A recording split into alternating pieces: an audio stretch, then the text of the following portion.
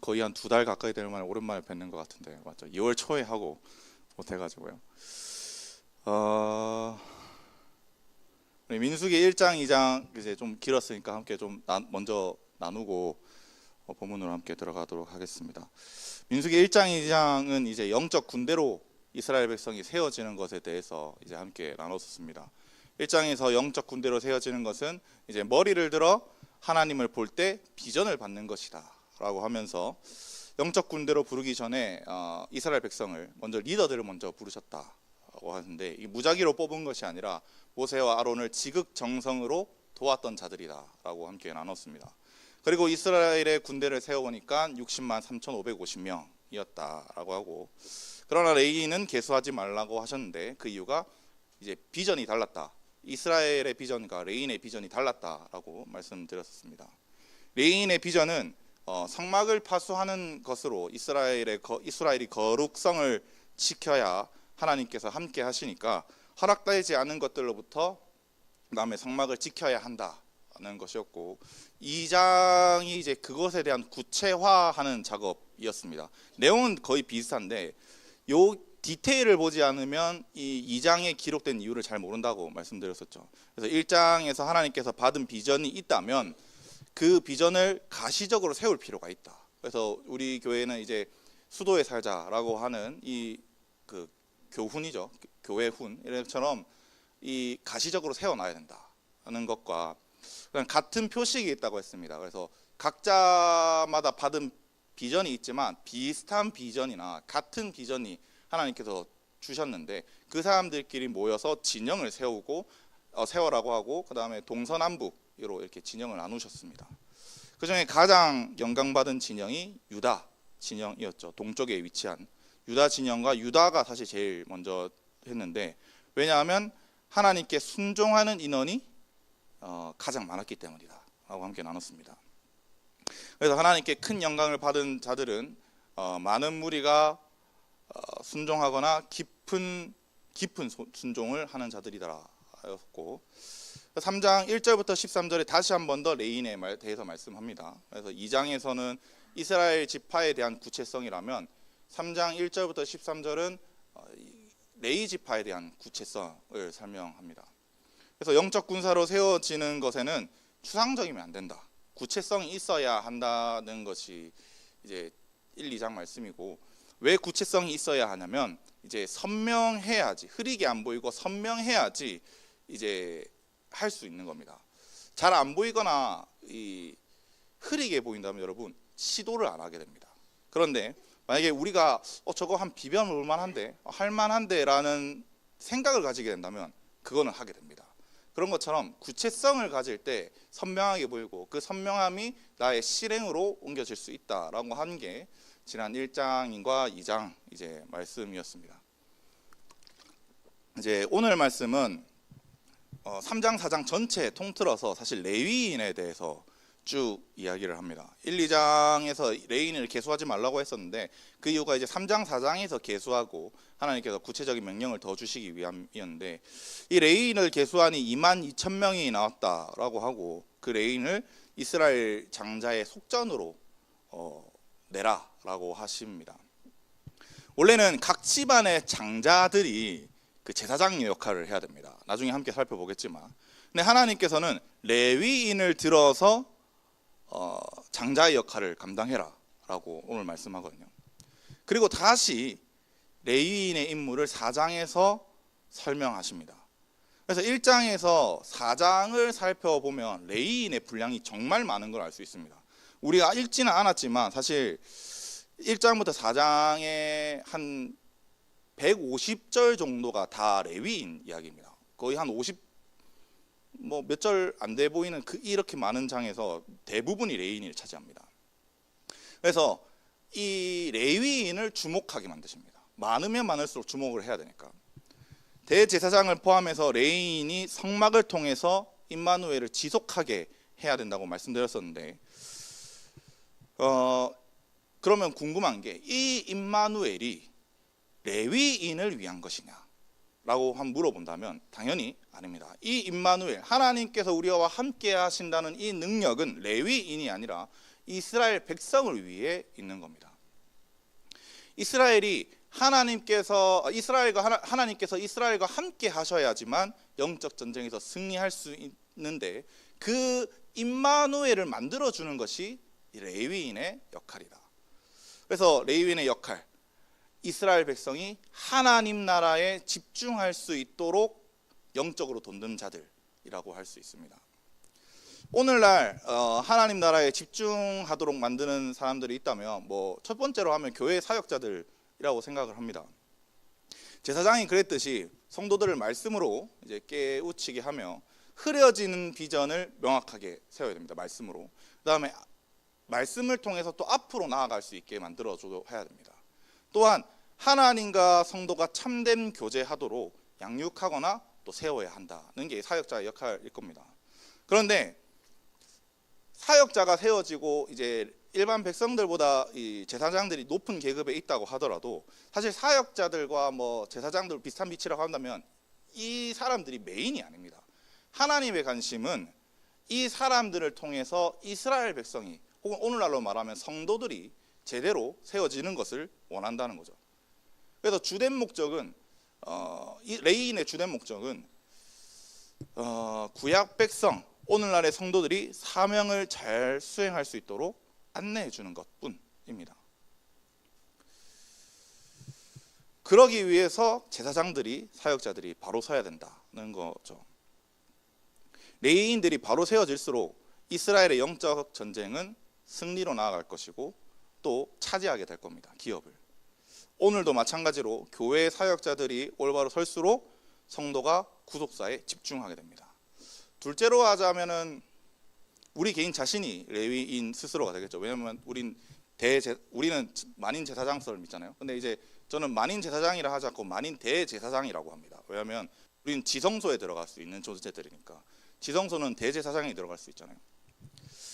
그래서 우리는 대제사장으로서 우리의 거룩성을 스스로 지키고 나아갈 줄 알아야 된다라고 말하는 게 오늘 이 3, 4장의 말씀입니다. 여러분들이 먼저는 이 구속사에 좀 먼저 집중하는 시간을 가지시길 바랍니다. 사명을 감당할 줄 알아야 한다는 거죠.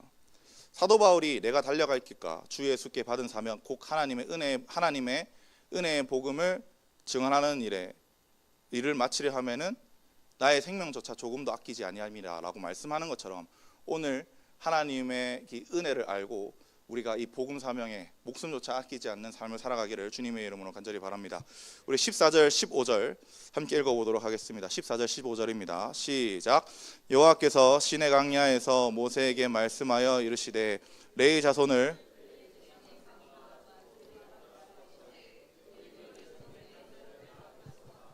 먼저 14절을 살펴보면 하나님께서 이제 여호와께서 시내 강야에서 말씀하셨다라고 하는데, 여호와께서 모세에게 말씀하셨다라는 것은 이 모세의 오경을 연구하다 보면 이 문맥을 나누는 기준입니다. 여호와께서 모세에게 말씀하셨다. 요즘에는 이제 장절이지만 그 모세 때는 이제 여호와께서 모세에게 말씀하셨다 기준으로 나누는 겁니다. 근데 여기서 하나가 더 추가됐죠. 시내 광야라는 말이 추가됐는데, 이 여호와께서 모세에게 말씀하시되 이런 거 플러스 장소나 시간이 들어가면 더 명확하게 선을 그어줘야 되는 겁니다. 그러니까 그냥 여호와께서 모세에게 말씀하셨다 있고 여호와께서 시내 강야에서 모세에게 말씀하셨다 이렇게 하면은 완전 선명도가 달라지는 겁니다. 정확하게 더 깊게 잘라야 된다 이런 의미인 거죠. 그래서 지금까지와 다른 내용을 하시겠다라고 말씀하는 게 지금 14절 말씀입니다. 그 내용이 무엇이냐면 15절에 레위 자손을 그의 조상과 가문과 종족을 따라 계수하라라고 말씀하는데, 1, 2장에서는 우리가 서론에서 나눈 것처럼 하나님께서 레위인을 계수하지 말라고 하셨는데 그 이유가 이제 여기서 따로 설명하실 게 있어서 그런 겁니다. 그래서 조상과 가문과 종족을 따로 세어보니 세 종족이 나왔는데 게르손 조선과 그 고앗 종족과 무라리 종족 이렇게 세 종족이 나타났습니다. 이 종족은 미시파하라에서 가문으로 보면 되겠습니다. 가문으로. 그래서 먼저 게르손 종족인데 이들은 이제 이들이 맡은 임무는 25절 26절에 보면 성막과 장막과 그 덮개, 그리고 해막 휘장문, 뜰의 휘장 뜰, 성막과 그리고 그 제단 사방에 있는 뜰 휘장문과 그 모든 것을 쓰는 줄이라라고 말씀하는데, 먼저 이 25장에 성막과 장막과 그 덮개라고는 다시 번역해야 되는 게 그 성막과 그 장막의 덮개라고 해야 됩니다. 그래서 성막은 총 4개로 이루어지는데, 아까 그 사진 한번 보여줄까요? 그 4개로 이제 뭐 덮여져 있는 거. 네, 요게 이 성막 그 성소 지성소입니다. 여기가 성소고 여기 지성소 안에 있는데, 성소와 지성소는 이렇게 4개 더불어 덮여져 있습니다. 첫 번째가 이제 삼색실 앙장막이라고 하는데, 이 앙장막은 그 청색, 홍색, 그 다음에 배실 요 3개를 꼬아서 만든 게 요겁니다. 근데 요게 제일 첫 번째로 덮이고, 그 다음에 이제 염소털 앙장막이죠. 이게 이제 염소털을 가늘게 이제 실처럼 꼬아서 만든 게 요 염소털 앙장막이고, 그 다음에 양가죽 순양을 그 붉은 염색에 한 다음에 이렇게 덮는다. 그다음 마지막에 이제 해달 가죽으로 지붕만 여기 이렇게 요 위에만 이렇게 덮는 게 해달 가죽이라고 합니다. 그래서 총 4중으로 덮여져 있는데, 해달은 히브리어 타하시라고 해서 정통적으로는 돌고래나 듀공을 이야기합니다. 뭐 듀공이 사실 저는 듀공은 뭔지 몰라고 검색했는데 바다 사자 같이 생긴 그런 애들입니다. 근데 이제 그렇게 보는 경우도 있고, 무슨 말도 안 되냐, 이스라엘이 무슨 그 듀공이랑 바다 돌고래를 어떻게 잡냐, 이렇게 해서 아주 정교하게 그 가죽 공예를 하는 그런 거다 이렇게 이야기하는데, 둘 다 언어적 근거는 둘 다 됩니다. 그래서 이것도 아직 학자들은 계속 싸우고 있다 정도만 알면 될 것 같은데, 논쟁은 치열하지만 그냥 핵심은 둘 다 비싸다 이렇게 이야기하면 됩니다. 다 아주 비쌉니다. 그래 이제 치워주셔야 됩니다. 그리고 뜰과 성소 사이에 있는 휘장과 진영과 성소를 가리는 휘장을 말하는, 이제 성소 지성소의 휘장이 각각 있는데, 뜰과 성소 사이를 가리는 휘장이고, 성막 주변의 천들을 고정하는 끈을 담당하고, 게르손은 서쪽에 진을 치고요. 고앗장소는 31절에 보면 증거계, 언약계를 말하죠. 그 다음에 떡상과 등잔대, 그리고 제단들 이렇게 되어 있는데, 이거는 복수로 되어 있어서 성소 안에 있는 분향단, 그 다음에 안뜰에 있는 번제단, 요거 2개를 다 의미합니다. 그래서 요것들과 성막에 사용하는 도구들, 그리고 성소 지성소를 가리는 휘장, 요거를 다 챙겨서 만든다 하고, 고앗조소는 남쪽에 있다고 하는 거죠. 마지막으로 무라리는 그 외의 나머지입니다. 그래서 성막을 보면 이 성막을 울타리 있잖아요. 성막 울타리에 있는 천과, 그 다음에 그것을 세우는 기둥과, 그 다음에 그것을 고정시키는 끈과, 뭐 이거 뭐라 하지, 그 못을 뭐라고 하죠, 그 군대에서 말뚝 같은 거, 아무튼 그거를 다 이제 챙기는 게 이제 무라리 족속의 역할입니다. 그래서 북쪽에 진을 치는데, 요거를 이제 다 사진 한번 더 보여줄까요? 그 아까 다른 사진 그 보여주면, 내가 요걸 이렇게 해서 여기 고앗 남쪽이죠. 여기 이제 게르손, 여기 무라리, 동쪽은 이제 모세와 그다음 아론과 그 자손들이 쓰게 됩니다. 근데 요거를 잘 보면 아까 제가 왜 그렇게 뭐 도구를 설명하냐 생각하실 수 있는데, 도구를 설명해야지 맞는 이해가 있기 때문입니다. 도구를 잘 살펴보면 거룩에도 등급이 있습니다. 거룩의 등급, 이거 치워주셔도 됩니다. 그냥 이거 보여주려고 그런 거예요. 등급이 있습니다. 등급. 성막 물품 기준으로 거룩의 단계 1단계가 이제 무라리이고요, 게르손이 2단계고요, 3단계가 고앗 자손입니다. 언약궤를 하니까. 그래서 단계가 높을수록 중요한 물건을 관리하는 것으로 볼 수 있습니다. 이 본문은 성막을 레위 지파가 관리해라라고 그냥 간단하게 말씀하실 수 있습니다. 사실 너무 복잡한 내용이잖아요. 간단하게 말씀하실 수 있는데, 하지만 이렇게 길고 구체적으로 성경이 말씀하시는 것은 다 이유가 있는 거죠. 1장과 2장에서 레위 지파의 임무는 성막을 파수하는 것으로 거룩성을 지키는 겁니다. 이스라엘에 있어서 레위 지파가 거룩성을 보존하고 지키는 것은 매우 중요한데 이 자신의 생명과 생존과 직결되기 때문입니다. 이 거룩성을 지키기 위해서 레위 지파는 철저하게 검증 단계를 거쳐야 됩니다. 철저하게. 이 단계가 없으면 이스라엘 백성은 임마누엘이 없습니다. 이것은 오늘날 우리에게도 똑같이 적용이 됩니다. 거룩성이 있으면 우리에게 임마누엘이 있어서 우리의 영이 살아가는데 거룩성이 없으면 임마누엘이 없어서 우리는 영이 죽습니다. 근데 거룩성이 없으면 좀 안타까운 게 당장에는 괜찮은 것 같다는 거죠. 당장에는.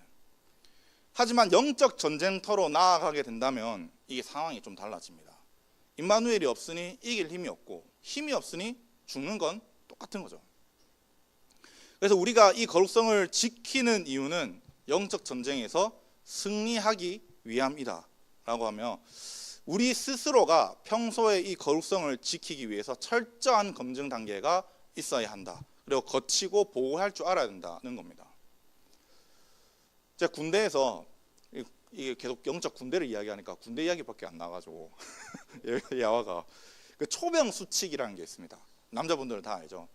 뭐 여러 가지가 있는데 거수자가 오면 손들어 움직이면 쏜다 이렇게 처음에 말합니다. 그 다음에 그날의 암구어가 있습니다. 뭐 A를 말하면 B를 말해야 되는 거죠. 뭐 예를 들면 치킨, 통닭 이렇게 이따 칩시다. A 그 질문이 치킨이고 답을 통닭을 말해야 되는 거죠. 근데 제가 암구어를 치킨 이걸 총 3번 말하는데 그 중에 한 번이라도 통닭을 말하지 않으면 그냥 싸워도 됩니다.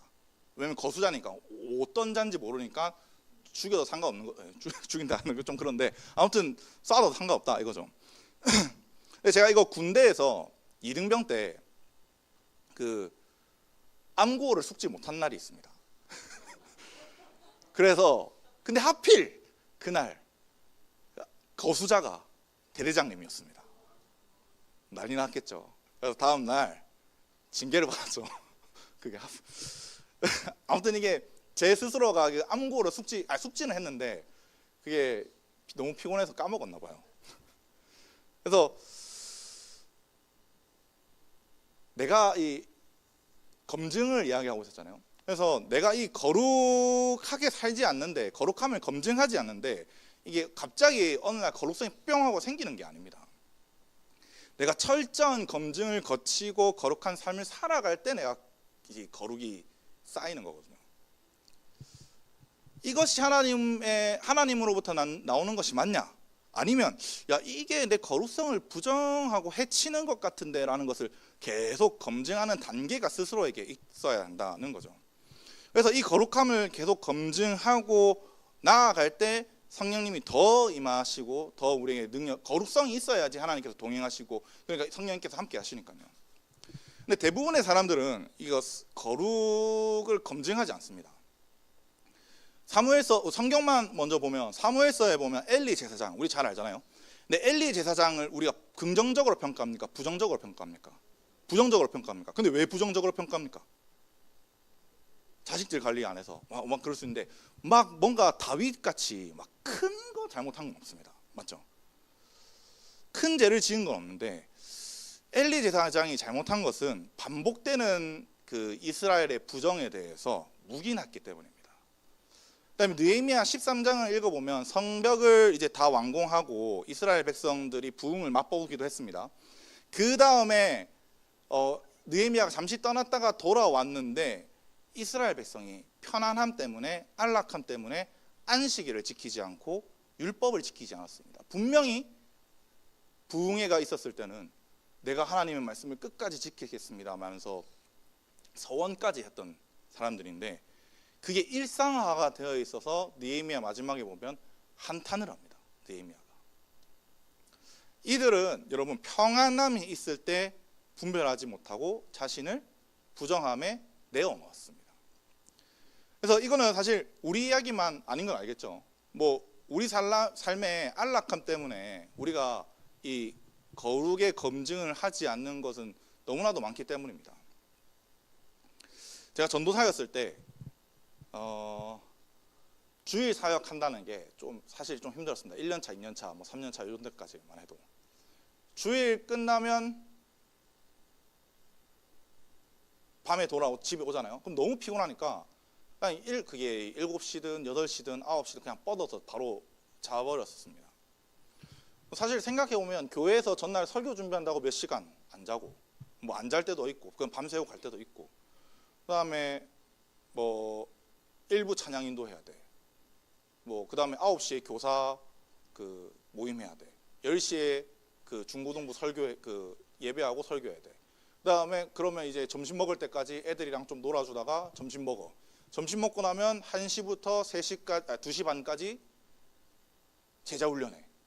2시 반부터 3시까지 찬양팀 연습. 3시부터 오후 예배 찬양인도. 그 다음에 5시면 예배가 5시에 끝났건 한 4시 반인가 4시쯤에 마쳤을 것 같은데 집에 갑니까? 중고등부 애들 놀아줘야 되잖아요 또. 그러니까 이제 주일만 되면 제 몸이 아니었습니다. 그냥 뻗을 수밖에 없었죠. 그래서 아까도 말했던 것처럼 어떨 때는 7시에 자고 어떨 때는 8시에 자고 이렇게 했었습니다. 근데 이게 저랑 제 와이프는 안 그렇습니다. 체력이 너무 좋아가지고 지금도 뭐 오늘 찬양 인도라고 부산에서 지금도 열심히 나와 있는데도 열심히 하고 있을 겁니다 아마. 근데 저랑 제 와이프가 볼 때는 하나님 앞에서 이게 똑바로 서 있는 것 같지 않다라고 생각했습니다. 그래서 저랑 약속한 게 주일날 힘들다고 지쳐서 자지 말고 가정 예배를 하든 성경 연구를 더 하든 우리 안에 틈을 만들지 말자라고 했습니다. 네. 이건 제가 말한 겁니다. 우리 와이프가 말한 게 아니에요. 그래 그 이후에 진짜 뭐 몸살 걸려서 독감은 제가 그 사이에 한 번 걸렸었는데 그 외에는 한 번도 주일날 먼저 자본 적이 없습니다. 그래서 생각할 수 있습니다. 방금 웃으신 것처럼 아니 어떻게 사람이 그렇게 빡빡하게 살아갑니까? 쉴 땐 좀 쉬고 할 수 있는데 여러분 우리는 보이는 전쟁보다 더 중요한 영적 전쟁으로 살아가고 있기 때문입니다. 전쟁에서 누가 느슨해집니까? 바로 죽죠. 내 스스로를 계속 점검할 줄 알아야지 그게 영적 전쟁에서 승리로 가는 비결입니다. 또한 거룩을 지키기 위해서 이 3단계로 나눠졌던 것처럼 임무 부담이 필요합니다. 하나님은 게르손, 고앗, 므라리 종족에게 각자의 역할을 주셨습니다. 근데 임무 분담을 한다는 것은 여러분 다른 게 아닙니다. 역할을 주겠다. 그 다음에 그 역할에 대한 책임을 묻겠다라고 하는 게 임무 부담입니다. 회사에서든 어느 곳이든 여러분 업무별로 파트를 나누는 이유는 그 일을 맡을 때 매끄럽게 진행하기 위해서입니다. 그러니까 전체적인 그림으로 봤을 때 만약 누군가가 임무 부담을 하지 않는다고 한번 해보겠습니다. 예를 들면 내가 엄청 뭐를 잘 만들었는데 마케팅 팀에서 홍보를 안 해. 물건이 안 팔립니다. 만들 의미가 있겠습니까? 없는 거잖아요. 또 이런 것처럼 아무리 사람이 많다고 하더라도 이 임무를 제대로 감당하지 않는다면 이제 진행이 안 되고 뭔가 성과가 나타나지 않겠죠. 또한 실제로 필요한 기능이 있을 겁니다. 근데 이 기능에 대해서 공백이 생겨버리면 일 처리하는 데 있어서 마비가 생길 겁니다. 그렇죠? 성막도 마찬가지입니다, 여러분. 게르손, 고앗, 므라리 종족이 맡은 역할을 제대로 수용하지 않고 제대로 시행하지 않는다면 오히려 성막의 거룩성이 임하는 것에 대해서 마비가 일어나게 됩니다. 내가 어떤 역할을 맡으면 자연스럽게 또한 내한테 책임이 오게 됩니다. 이 부분을 내가 구멍 내면 사무적인 일이든 뭐든 매끄럽지 않게 처리가 되는 것처럼 내가 사명에서 구멍을 내면 거룩성이 올바르게 유지되지 않는구나 하면서 내가 책임감을 가지고 맡은 일을 하게 된다는 것이죠. 그래서 저는 이제 1인 1직분이 맞다고 생각합니다. 책임감을 가지는 게. 물론 내가 더 잘할 수 있지. 여러 가지 더 잘하실 수 있습니다. 근데 그 잘하는 게 사람이 많고 너무 잘한다고 해서 문제가 되는 게 아니라 혼선이 오히려 오게 됩니다. 혼선이. 그 혼선을 올바로 잡을 수 있는 것은 내가 맡은 책임을 올바르게 수행하고 나서의 이야기인 거죠. 우리 40절부터 43절 한번 같이 읽어볼까요? 40절부터 43절 같이 읽어보겠습니다. 시작. 여호와께서 또 모세에게 이르시되 이스라엘 자손의 처음 태어난 남자를 1개월 이상으로 계수하여 나는 여호와라. 이스라엘 자손 중 모든 처음 태어난 자의 대신에 레인을 내게 돌리고 또 이스라엘 자손 가축 중 모든 처음 태어난 것에 대신에 레인의 가축을 내게 돌리라. 모세가 여호와께서 자기에게 명령하신 대로 1개월 이상으로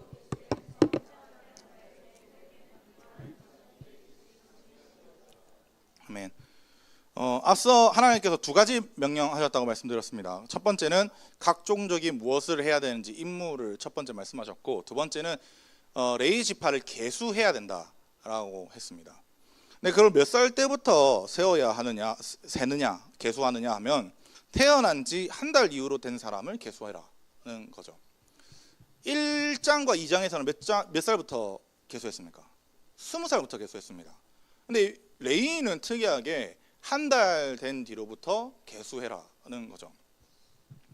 그래서 1개월 위로 계수하고 1개월 밑으로는 계수하지 말라고 하는데, 그 이유를 우리가 이제 레위기 27장 6절부터 7절을 보면 우리가 알 수 있습니다. 레위기 27장 6절부터 7절을 한번 보면, 늦게 나온 동안 물 한 잔 마시고,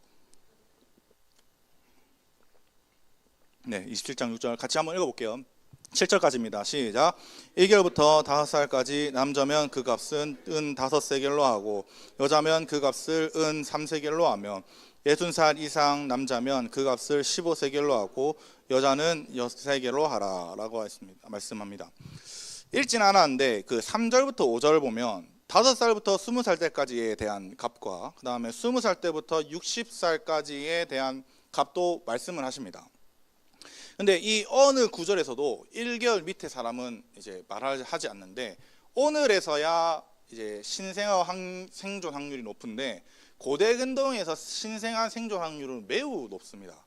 그래서 언제 죽을지 모르니까 이게 고대 근동 문화 자체가 인구의 편성을 하지 않습니다. 1개월 밑에는 원래 문화가 그렇습니다. 고대 근동은. 그래서 예를 들면 저희 때는 안 그렇지만 저희 아버지 세대만 하더라도 1년 뒤에 출생 신고하고 뭐 그런 거 있잖아요. 그런 거나 비슷한 거라고 생각하면 될 것 같습니다. 그래서 그 인원을 다 계수해 보니까 게르손이 7,500명, 고앗은 8,600명, 므라리는 6,200명으로 계산을 하면 23,300명입니다. 원래는. 근데 왜 이스라엘 초태생과 레위일에 1개월 이상 된 사람들을 계수하느냐 하면, 이 레위인을 대신해서 46절은 우리가 읽지 않았지만 46절을 표현을 하면 속전하기 위해서입니다. 속전은 말이 어렵지 다른 말로 하면 대속하기 위해서, 속량하기 위해서라는 뜻입니다. 레위 지파는 이스라엘 초태생들을 대속하는 존재들입니다. 장자들을. 왜냐하면 원래 이스라엘 장자는 죽음을 피해서 대속의 값을 치른 자들입니다. 언제? 10번째 재앙 때. 그래서 이스라엘 백성들이 애굽 백성들은 다 죽었는데 이스라엘의 장자들은 안 죽었었잖아요. 그래서 그 사건이 있고 출애굽기 13장 2절을 보면, 출애굽기 13장 2절을 보면 이스라엘 자손 중에서 사람이나 짐승이나 막론하고 태에서 처음 태어난 것은 다 거룩히 구별하라 하여 내게 돌리라. 이는 내 것이니라 하시니라 라고 말씀하는 것처럼 원래 장자들은 다 하나님 겁니다. 원래.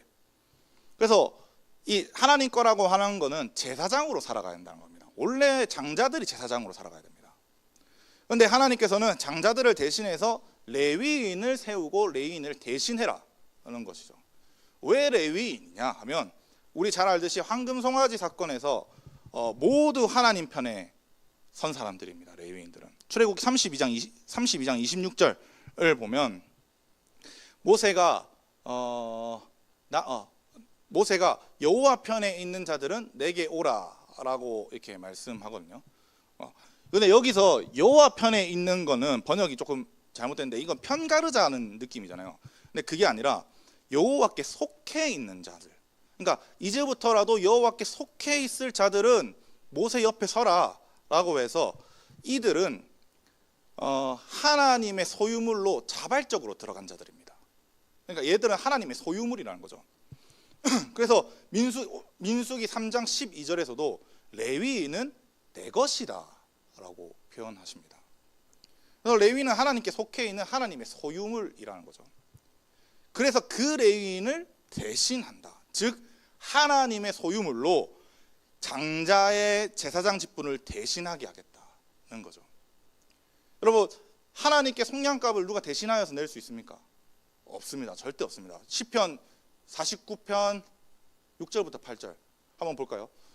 자기 재물을 의지하고 부유함을 자랑하는 자는 아무도 자기의 형제를 구원하지 못하며 그를 위하 속전을 하나님께 바치는지 못할 것은 그의 생명에 속량하는 값이 엄청나서 영원히 마련하지 못할 것임이니라 라고 말씀합니다. 그러니까 사람은 스스로 속전을 갚을 수 없고 내를 대속할 수 없다는 거죠. 근데 하나님은 내가 감당할 수 없는 빚을 지금 대신 갚아주겠다라고 말씀하는 게 이 장자들을 대신하겠다는 말씀입니다. 생명의 구원을 받고 속전을 받는 것에 대해서 이스라엘은 사실 한 것이 아무것도 없습니다. 하나님의 것으로 하나님께서 대속해 주셨습니다. 그래서 이스라엘은 오직 하나님의 은혜만 받은 겁니다. 다른 것을 받은 게 아닙니다. 다른 어떤 것을 한 것이 아닙니다. 그러면 이스라엘은 어떤 삶을 살아야 하냐면 은혜에 보답하는 삶을 살아가야 합니다. 60만 3,550명은 가나안 땅을 정복해야 하는 구속사의 두 번째 사명에 뛰어들어야 하는 것이고 그것에 집중해야 한다는 것이죠. 이스라엘의 장자들이 제사장의 역할로 빠져버리면 얼마나 많은 사람들이 빠지겠습니까? 그리고 특히 장자는 여러분 고대 근동에서 장자는 힘입니다. 말에 결정권들이 다 있습니다. 근데 이 사람들이 빠져버린다면 군대가 똑바로 돌아갈까요? 돌아가지 않습니다. 가나안 땅을 정복하는 것에 있어서 힘이 약해집니다. 하나님께서 레위인을 대신한다는 것은 이스라엘 12지파, 야 너희가 구속사에 집중해. 구속사에 집중해서 내가 너희에게 준 사명에 집중해 라고 말씀하는 겁니다. 그리고 40절에 이제 이스라엘 장자의 수를 계수하니까 22,273명이라고 하시죠. 우리가 계산할 때는 이 273명이 아까 제가 22,300명이라고 했잖아요. 그러니까 이 계산할 때는 22,300명이 더 많은데 39절에 보면 22,000명이라고 표현합니다. 맞죠? 그래서 273명이 초과됐다라고 이렇게 표현을 하는데 아니 생각해보면 사실 300명이 레위인이 더 많으니까 27명이 더 많아서 오히려 돈을 내면 안 되는데 왜 하나님은 300명을 빼버리지? 이 무수리를 떼버리시는 건가? 할 수도 있는데 그래서 이게 보수적인 주석가들도 이게 필사에 오르다 요것 때문에 내가 성모성이 조금 의심이 간다고 하는 주석가들도 많습니다. 근데 요거는 한 단계만 조금 앞서서 생각하면 됩니다. 레위인은 장자 없습니까? 레위인도 장자가 있습니다. 근데 레위인 스스로가 장자가 내 속량값을 스스로 낼 수 있습니까? 그러니까 사람이 속량값 낼 수 있어요 스스로? 못 냅니다. 그러니까 이 300명은 빼야 되는 겁니다.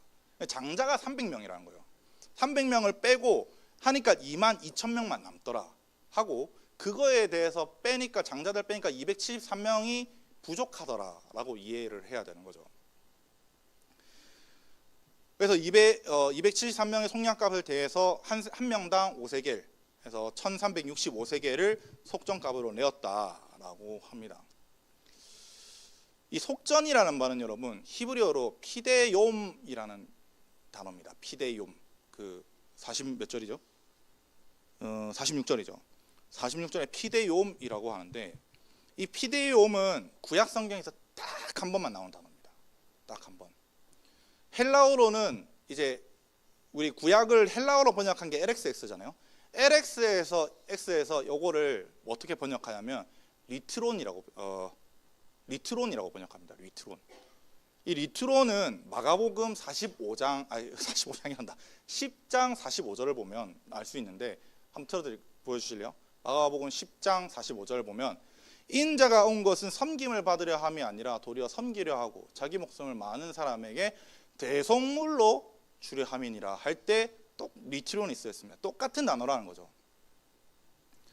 그래서 이 맥락이 10장 맥락이 제자들이 야 내가 옆에 앉을 거다, 내가 예수님 옆에 앉을 거다 이렇게 이야기하는 부분이거든요. 내가 오른쪽에 내가 왼쪽에 앉을 거다 이렇게 하는데 예수님은 제자들에게 내가 많은 사람들을 대속하기 위해 즉 하나님의 은혜를 베풀기 위해서 내려온 것인데 너희는 지금 위아래를 나누냐, 그게 아니라 하나님의 은혜를 나누는 삶 먼저 생각해야 된다는 것을 말씀하시는 거거든요.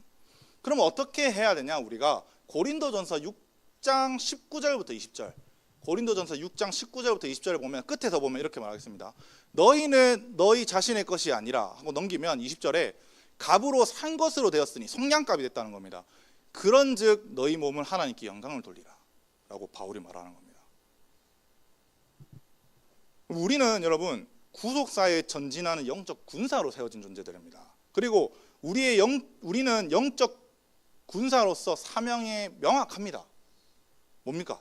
구속사의 세 번째 약속, 천하 만민이 복받는 곳으로 돌아오게 하는 사명이 우리에게 있는 겁니다. 대속을 받아 하나님께 은혜를 받은 자는 은혜에 보답하는 삶, 구속사에 헌신하는 삶으로 나아간다는 거죠. 근데 이게 여러분 이 속전 문화가 이스라엘의 독특한 문화냐 하면 아닙니다. 바벨론의 함무라비 법전, 그다음에 아수르 수메르와 그다음에 우가릿 이런 거의 문헌을 살펴보면 이 속전 제도는 이미 있는 제도입니다. 그러니까 세상 사람들도 다 나누는 제도라는 거죠. 그런데 이스라엘을 제외한 고대 근동 국가에서는 신의 소유가 되지 않습니다. 이 말은 무슨 말이냐면 은혜를 받아도 보답할 의무가 없다는 겁니다. 보답하지 않는다는 겁니다. 이게 세상과 이스라엘의 차이인 겁니다.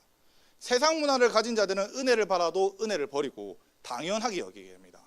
근데 예정되어서 구원받은 우리는요, 하나님의 은혜, 하나님께서 주신 은혜를 갚는 삶으로 나아가게 되는 겁니다. 여러분, 은혜를 갚는다는 것은 다른 것이 아닙니다. 하나님의 선하시고 기뻐하시고 온전한 뜻이 무엇인지 분별해라. 그리고 그렇게 살아라. 라고 하는 게 하나님께 은혜를 갚는 삶인 겁니다. 만약 우리가 구원이라는 은혜를 받았는데 사명을 감당하지 않고 살아간다면 여러분, 그거는 세상의 방식으로 살아가는 사람들입니다. 반대로 우리가 은혜를 받아서 그 은혜에 너무 감사해서 사명으로 나아가는 자라면 성경의 방식으로 살아가는 사람들입니다.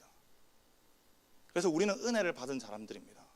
제 노예였던 자들이 예수 그리스도의 대속으로 말미암아 속량을 받았다는 거죠. 그러므로 바울이 말하는 것처럼 우리는 고린도전서에서 말했던 것처럼 하나님께 영광을 돌리라라는 삶을 살아야 한다는 겁니다. 우리 4장 1절부터 3절 한번 읽어볼까요? 4장 1절부터 3절 함께 읽어보겠습니다. 시작. 또 여호와께서 모세와 아론에게 말씀하여 이르시되 레위 자손 중에서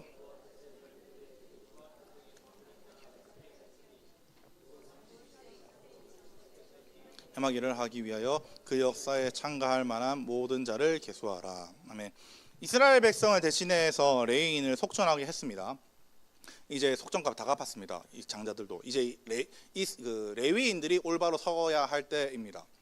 그래서 하나님께서는 다시 집계하라고 하시는데 앞에서 집계했는데 왜 여기서는 또 집계해야 되냐 하냐면 3장의 개수와 4장의 개수는 목적이 다릅니다. 3장의 개수는 성막이 고정되어 있을 때 상황입니다. 정착되어 있는 상황과 그거에 대한 관리법이고, 그 다음에 이스라엘 자손의 속전을 위해서 개수했다고 한다면 4장의 개수는 성막이 이동할 때 관리하는 방법과 성전 봉사를 위해서 개수하는 일인 겁니다.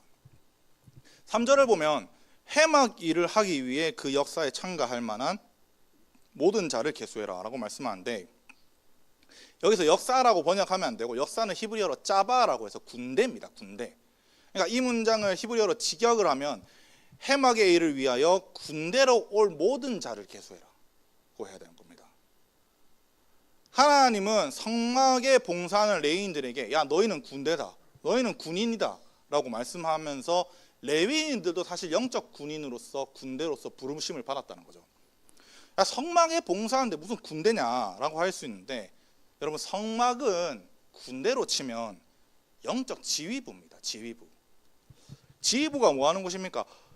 전쟁의 모든 것을 컨트롤 타워처럼 지휘하고 전략을 짜는 곳입니다. 레위인들의 이 영적 지휘부에서 일하는 레위인들은 이 영적 지휘부에서 일하는 군대입니다. 군대식으로 좀 표현하면 참모부라고 이야기할 수 있는 거죠.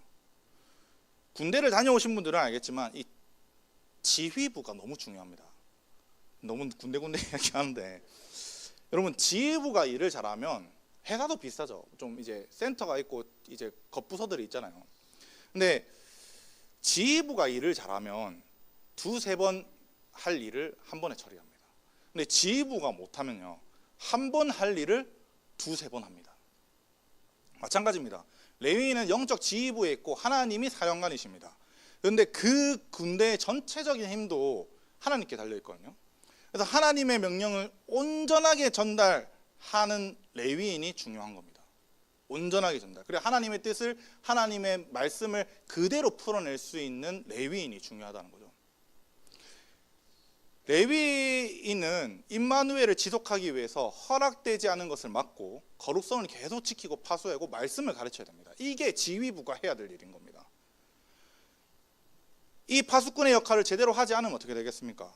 임마누엘이 일어나지 않게 되는 겁니다. 반대로 레위인들이 파수꾼의 역할을 제대로 감당하면 임마누엘이 일어나서 어디로 가든지 승리하는 백성이 되는 거죠. 그 임마누엘을 지속하기 위해서 이스라엘은 이동 중에 레위 지파의 일을 설명합니다. 뭐 간단하게만 설명하면 고앗 자손은 이제 증거계, 아까 언약궤 관리한다고 했잖아요. 언약궤 관리하고 성전 기물을 이제 청사포에 싸서 그 19절인가요? 9절이랑 10절에 나열되어 있는 물품을 움직이고요. 그다음에 게르손 자손도 25절과 26절에 있는 그 휘장과 성막 가림들막을 메고 다니고요. 그다음에 게르손 무라리 자손도 이제 성막 기둥들과 그 기둥을 고정하는 밧줄들을 이제 관리하고 하는 겁니다. 특이한 것은 이 세 종족 모두 계수하는 나이가 좀 특이합니다. 원래 이스라엘은 아까도 1장 2절에서 20살부터 계수를 해야 됩니다. 제가 영어를 잘해가지고 저렇게 들렸나 봐요. 지금은 여러분 몇 세부터 하라고 합니까? 30세부터 50세까지. 원래 이스라엘도 20세부터 60세가 그 사람으로 취급을 해주고 그 외에는 취급을 안 해주거든요. 근데 30세부터 50세 더 빡빡합니다 이게. 근데 민수기 8장 24절을 참고하면 이 성박으로부터 일을 하는 게 25세입니다. 25세. 그다음에 역대상을 참고하면 20세입니다. 20세. 그래서 성경이 말이 바뀌네. 왜 계속 말이 바뀌냐라고 되는 거죠. 근데 본격적인 일은 이제 풀어보면 본격적인 일은 30세에서 일하는 게 맞습니다. 30세. 근데 거룩성을 지키는 이 제사를 하고 말씀을 가르치고 뭐 이렇게 하는 게 이게 하루 이틀로 되는 게 아닙니다. 가끔씩 저한테 제가 언어 전공이니까 헬라어 히브리어, 제가 할 줄 아는 언어가 헬라어 히브리어, 그다음에 아카드어, 그다음 콥트어 이렇게 좀 할 줄 압니다. 그 고대 근동 언어입니다. 근데 사람들 가끔씩 저한테 묻거든요. 와, 그거 어떻게 그렇게 할 줄 압니까? 죽을 때까지 했지. 죽을 때까지 했습니다. 그러니까 하는 거죠. 그런 것처럼 여러분 긴 고도의 훈련이 필요합니다. 25살에 부르는 것은 여러분 30살에 본격적인 레위인의 일이 들어가기 전에 5년 동안 겸습 생활을 해야 되는 겁니다. 다윗 때 역대상이니까 다윗 때잖아요. 다윗은 야 이거 5년도 안 된다. 10년으로 해갖고 하나님 앞에서 더 올바르게 해야 된다 하면서 10년으로 바꿔버린 겁니다. 더 늘려버린 거죠. 여러분 훈련된 자들이 되시길 바랍니다. 하나님의 일을 하기 위해서는 여러분 훈련된 자가 필요합니다. 훈련되지 않는 말은 제가 이 말을 너무 좋아해서 자주 쓰는데, 훈련되지 않는 말은 전쟁에서 사용하지 않는 것처럼 훈련되지 않는 사역자, 훈련되지 않는 성도는 여러분 하나님께서 사용하시지 않습니다. 성경에서 훈련에 대한, 그리고 훈련된 사람을 쓰는 것에 대한 내용은 너무나도 많습니다. 제가 제일 좋아하는 구절이 히브리서 5장 12절부터 14절인데 한번 들어주시겠어요? 히브리서 5장 12절부터 14절 보면은 때가 오래되었으므로 너희가 마땅히 선생이 되었을 터인데 너희가 다시 하나님의 말씀의 초보에 대하여 누구에게서 가르침을 받아야 할 처지이니 단단한 음식을 못 먹고 젖이나 먹어야 할 자가 되었도다. 이는 젖 먹는 자마다 어린 아이니 의의 말씀을 경험하지 못하는 자요. 단단한 음식은 장성한 자의 것이니 그들의 지각을 사용함으로 연단을 받아 선악을 분별하는 자들이니라. 이렇게 말씀합니다. 요약하면 이게 너희가 믿은 지가 얼마나 오래됐냐, 근데 아직도 애 같은 신앙생활을 하고 있냐, 그 기간이면 말씀을 가르치는 자로 나아간 게 얼마나 됐나 하는데 지금 뭐 하고 있어? 이제 진짜 장성한 자, 이런 자들은 연단을 받아서 선악을 분별하는 자들이니까 너도 연단 받아, 이렇게 이야기하는 겁니다. 14절에 보면 이 연단이라는 단어는 헬라어로 이제 김나조라는 단어인데, 이 김나조는 운동선수가 체육관에서 훈련할 때 쓰는 단어입니다. 저는 지금은 아닌데 운동을 좀 좋아하는 편이었습니다. 과거형이죠. 근데 좀 좋아하는 종목이 구기 종목이 아니라 격투기입니다. 그래서 어릴 때부터 막 킥복싱, 유도, 주짓수 뭐 이런 것들을 계속 다녔습니다. 이제 뭐 어릴 때 태권도는 기본으로 하는 거니까. 킥복싱을 이제 처음을 갔는데 한 일주일쯤 지나고 나니까 관장님이 저를 부르면서 샌드백을 이제 차는 훈련을 시키셨습니다. 근데 다른 애들은 안 그랬는데 저만, 요 정강이 있잖아요, 정강이로 샌드백을 한 짝씩 500번씩 차라, 하루에 시키셨습니다. 그 이유가 뭐냐, 너무 아프지 않냐, 그러니까 네가 발차기가 너무 약하니까 이렇게 하시면서 매일매일 차라 하셨습니다. 근데 이제 딱딱한 샌드백 여러분 쳐보셨어요?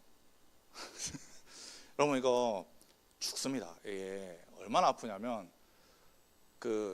500번 하고 난 다음에 다리가 이렇게 돼서 걷습니다. 이렇게 진짜 그 하체 운동 스쿼트 하고 나면 다리 풀리듯이 그거보다 더 아픕니다. 이게 뼈에 멍든다라는 말이 그때 처음인 줄 알았거든요. 시간이 지나면 이게 단련이 돼서 무뎌지잖아요. 그래서 나중에는 아무리 차도 안 아픈 지경에 왔습니다. 물론 지금은 아픕니다. 지금 막 한번 차봅시다 이렇게 하면 안 돼요. 그때부터 발차기가 어떻게 됐느냐, 당연히 세졌습니다. 근데 나중에 관장님이 왜 그때 그거 시키셨냐, 시켜주셔서 너무 감사했는데 500번 너무 심하지 않으셨냐라고 이야기했었거든요. 근데 관장님이 그렇게 말씀하시더라고요. 네가 발차기가 약한 게 아니라 정강이가 약하니까 맞으면, 이제 정강이로 맞으면 아파서 막 제가 발차기를 살살 한다는 거예요. 스파링 할 때나 이럴 때. 그러니까 그러면 격투기 하는 의미가 없잖아요. 그래서 그것을 단련시켜서 세게 차기 위해서 그렇게 500번씩 차게 만들었다라고 하시더라고요. 여러분, 우리가 레이인의 겸습생들처럼 여러분 하나님의 일을 하는 것에 어색하고 미숙할 수 있습니다. 맞죠? 처음부터 잘하는 사람은 아무도 없습니다. 훈련의 시간을 보내면서 하나님께서 사용하시는 그 사람이 되는 겁니다. 모세도 훈련받았고요, 다윗도 훈련받았고요, 엘리야도 훈련받았고요, 바울도 훈련받은 겁니다. 모두 기나긴 이 훈련의 시간을 보냈고 하나님께서 쓰시는 사람이 됐다는 거죠. 의인의 길은 돋는 빛 같아서 크게 빛나 한낮의 광명에 이르거니와 라고 하는 말씀처럼 돋는 시라는 건 점점 올라온다는 거잖아요. 돋는 빛이라고 하니까 처음에는 빛이 안 셌다는 거죠. 근데 시간이 지날수록 빛이 점점 강해지더라, 의인은. 그러고 나서 나중에 보니까 한낮에서도 빛을 비추는 자들이 되더라 라고 하는 겁니다. 그러니까 이 돋는 과정은 훈련이 필요하다는 거죠. 저와 여러분들께서 이 한낮의 광명이 되시기를 바랍니다. 말씀을 마무리해 보도록 하겠습니다. 이 민수기 3장과 4장을 보면 레위인에 대한 이야기, 그 다음에 이스라엘 장자의 속전, 그 다음에 다시 레위인에 대한 이야기로 돌아옵니다. 요거를 성경 공부를 하고 신학교 다니면 키아스틱 구조라고 합니다. 키아스틱 구조라고, 조금 더 쉽게 표현을 하면 샌드위치 구조라고 하거든요. 사실 성경에서는 이런 구조가 엄청 많습니다. 우리가 이제 용어를 몰라서 아 그렇구나 하고 그냥 넘어갈 뿐이지. 이 키아스틱 구조, 샌드위치 구조에서 가장 중요한 게 뭐냐 하면 중간에 있는 겁니다. 그러니까 장자들의 속전을 강조하기 위해서 레위인 그 사이에 키아스틱 구조로, 샌드위치 구조로 장자의 속전을 넣었다는 거죠. 이게 히브리 사람들의 대표적인 그 글쓰기 방법이거든요. 3, 4장의 핵심은 처음과 끝에 있는 레위인이 아닙니다. 핵심은 이스라엘 장자의 속전입니다. 이 속전은 아까 우리가 나눴던 것처럼 이스라엘 백성이 구속사에 집중하기를 원하시는 겁니다. 하나님의 관심은 이스라엘 백성이 구속사에 집중하여서 사명을 잘 감당하고 가나안 땅으로 들어가서 그 다음 스텝을 밟으러 나아가는 것에 있는 거죠. 하나님의 은혜를 아는 백성이라면, 하나님의 은혜를 받은 백성이라면 가나안 땅을 정복하는 일에 누구보다 앞장서서 나아갈 겁니다. 하나님의 은혜가 얼마나 큰지 알기 때문에. 여러분, 우리도 은혜를 받았습니다. 우리도 말도 안 되는 은혜의 성량물로 받았잖아요. 예수 그리스도로 말미암아 지옥에 갈 수밖에 없는 우리를 주님께서 성량해 주셔서 주님의 자녀로 삼아 주셨고 의의 병사로 세워 주셨습니다. 그 은혜를 받고 어찌 우리가 나무말라 하겠습니까? 누가복음에서 10명의 나병 중에 9명은 그냥 알아서 갔는데 딱 한 명만 와서 감사를 예수님께 표한 그런 나병 환자가 우리가 되어야 되지 않겠습니까? 오늘 저와 여러분들이 사명으로 나아가시기를 바랍니다. 그 사명으로 나아갈 때 중요한 것은 여러분 또한 거룩함입니다. 우리가 언제 어디로 가든지 하나님께서 함께 해주셔서 우리가 영적 전쟁에서 승리할 수 있을 겁니다. 근데 거룩함이 있을 때인 거죠. 지금 내가 나에게 은사를 맡겨주셨다, 뭐 능력을 맡겨주셨다고 하셔도 맡겨주신 거잖아요. 하나님께서 도로 찾아가신다고 하면 우리는 아무것도 할 수 없습니다. 언제 찾아가시냐? 거룩성을 상실했을 때 찾아가잖아요. 우리가 그 거룩성을 가지고 지키는 이유는 오직 임마누엘 성령께서 함께 하시기 위함입니다. 그 거룩성을 이제 많은 검증 단계로 여러분 지켜내시길 바랍니다. 그러므로 여러분들을 통해서 하나님 나라가 확장되시고 그 다음에 하나님의 뜻이 여러분들을 통해서 이루어지는 역사를 보는 저와 여러분들이 되시기를 주님의 이름으로 간절히 바랍니다. 함께 기도하겠습니다.